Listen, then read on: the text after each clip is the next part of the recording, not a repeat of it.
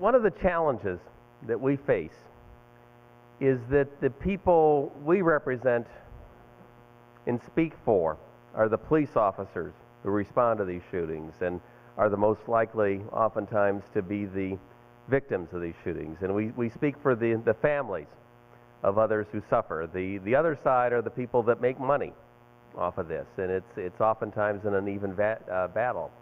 And the fact that we can fight as well as we can is a tribute to all of you because you support us. But you know, think about it that way. The gun sellers, the gun merchants, the merchants of death on the one side, and the police officers and the victims on the other side. It's a tough battle. Victims occur all too often in this business, and our last award is to Gloria Cruz. And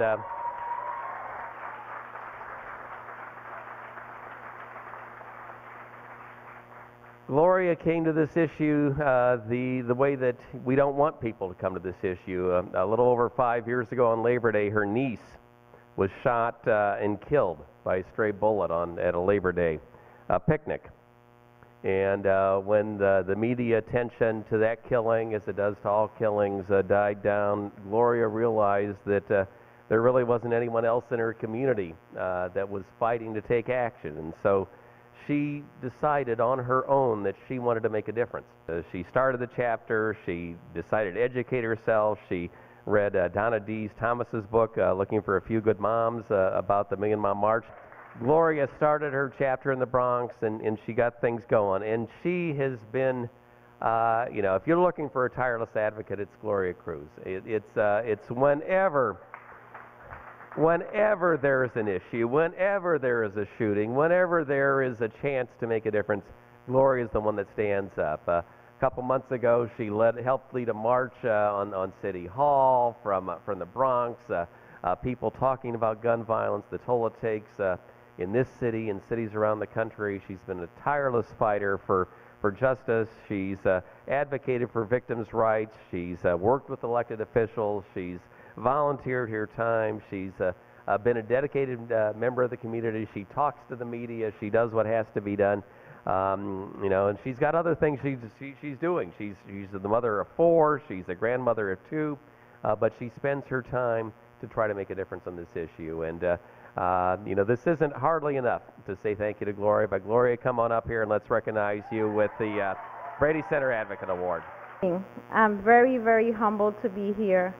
Like Paul said, September 5th, 2005, Naisha Pearson was only 10 years old when she was shot and killed by a stray bullet.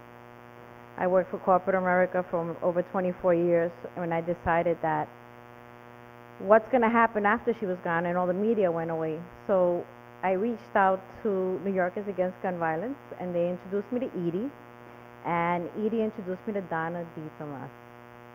And I met Brady, and Brady was able to teach me, educate me, and to show me what was needed. But when I read Donna's book, it inspired me to make a difference within my own community, because for us, gun violence is a daily occurrence.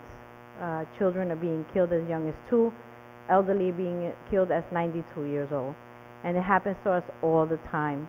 And I decided to educate myself to be able to go to schools. I have some of my schools here that I work with young people to educate them to prevent gun violence within their own community, because it takes us to change our own communities.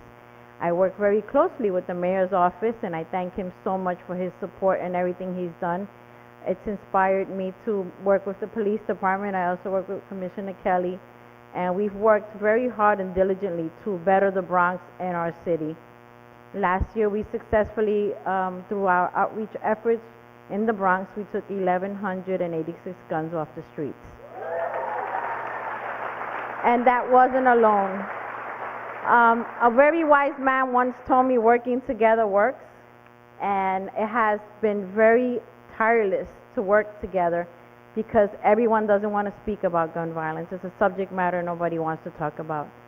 And I would be remiss if I would say that my borough president, Ruben Diaz Jr., who's been the strongest advocate with us for over 4 years, he's been pushing this initiative and pushing it and putting it out in the forefront. We are now doing peace in the streets. Every 2 weeks we hit the streets, we talk to people in the streets, and we educate them by using the Gun Stop program. It's been out for 10 years, but in the past 5 years, I've pushed this program everywhere to be able to try to get firearms off the streets. And in the past month, we've already retrieved 37 guns through the Gun Stop program. And I'm only doing this to save the future and sowing the seeds so my granddaughter could live for a long, long time, so I won't be having to go through any worrisome with her, so she can make a difference in her future